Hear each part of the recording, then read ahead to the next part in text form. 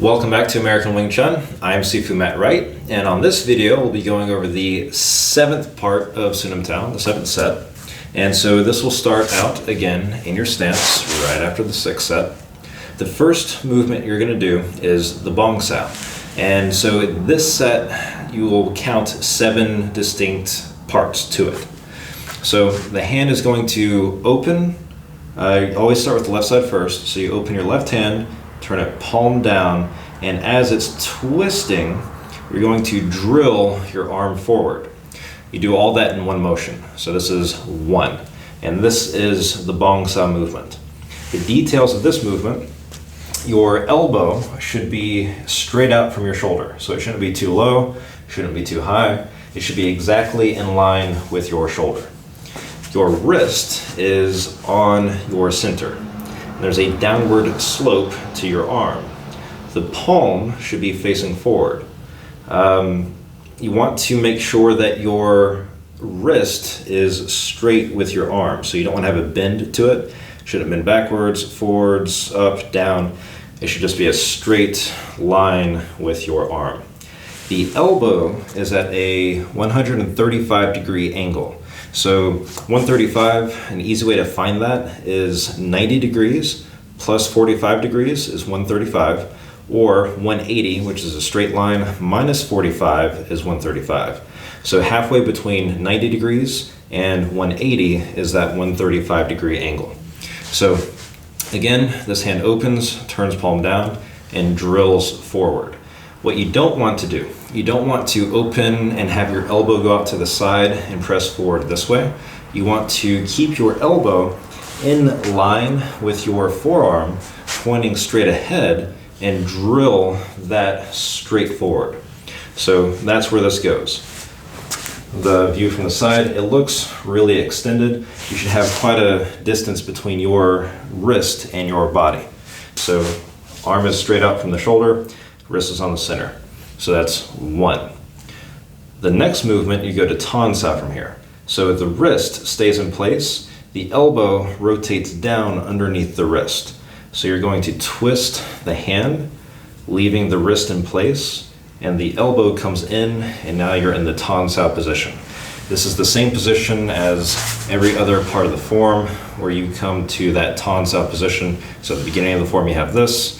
The previous set that we just did, in set number 6, you came out to the ton to do the jumsau. That's the same position as from the bong, it goes to ton. So this will be number 2. So 1, 2. From here, you're going to bend the hand down, so the fingers point in a straight line down. A common mistake I see here is people will bend their arm down when they do this. Localize the bend only in the wrist. So you should be getting a good stretch in this position. So it just sinks straight down. From here, the next movement is a palm straight forward. So the fingers want to be pointing straight down, shouldn't be to the side, either direction. If you can, you would like this to be a 90-degree angle from your wrist.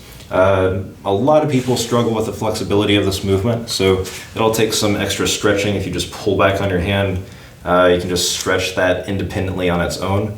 But the flexibility is not the only thing you have to have. It's one thing to be flexible enough to say I can actually go past further than 90 degrees, but pulling it back on its own power, I can only pull it back so far. I can't pull it all the way back here because the muscles aren't strong enough to take full advantage of the flexibility. So you have to have both of those things. You have to have the flexibility itself, but you also have to have the strength to pull it back to that 90-degree position. And so that's where that goes. The finger should be pointing in a straight line down and palms out. And this is exactly the same position as your punch, as your straight up and down palm strike, the vertical palm, the side palm. All the movements that strike out, they're all in this same place. So again, from the beginning, this goes 1, 2, 3. That's a distinct movement by itself. 4 is the palm strike. Number 5, from here, the hand goes flat. That's a distinct movement. So it does not do this. After you've done the Bong-Sau, tonsau, the hand bends down, palm out. Don't just go straight to the Hyun Tau from there. It goes from here, goes flat first, and then does the Hyun Tau, and then it turns and comes back.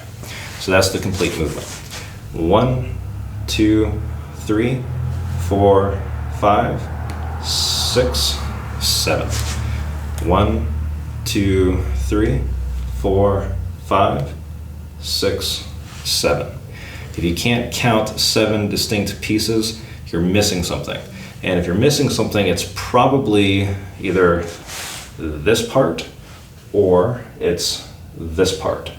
Don't skip those two places where you bend the hand down and then you bend it back up. And it's only the wrist moving. And then from there, it will continue the circle.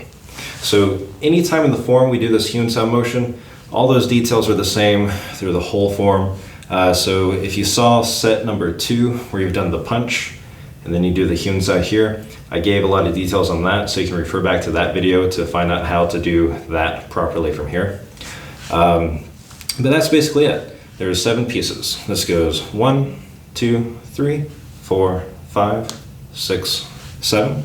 1, 2, 3, 4, 5, 6, and 7.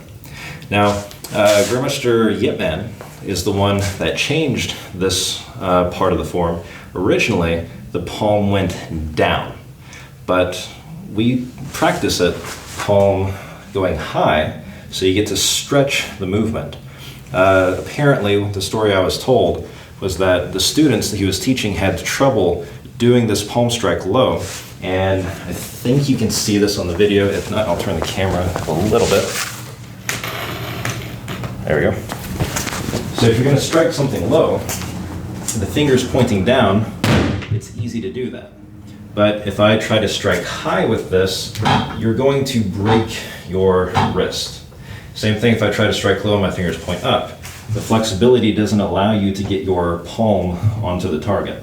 So if I do a low palm, then my hand wants to point fingers down. If I do a high palm, the fingers want to point in this upward direction. So that's the way that this movement was done, was going low, but we do this high so we can stretch it, so when we do go low with it, you have the flexibility you need to do that strike. So that is the 7th set of Siu Nim Tau. So thank you for watching, and as always, if you found this video helpful, please give us a like on the video, and if you haven't already, subscribe to our channel. You can also click the bell button to get notifications for when we post new videos. We have a Patreon account where you can get access to our Zoom classes. Every class that we do here at the school, we do a Zoom class where you can tune in and get live training with what we're doing in that particular class. If you have any questions, ask them in the comments down below, and I'll see you on the next video.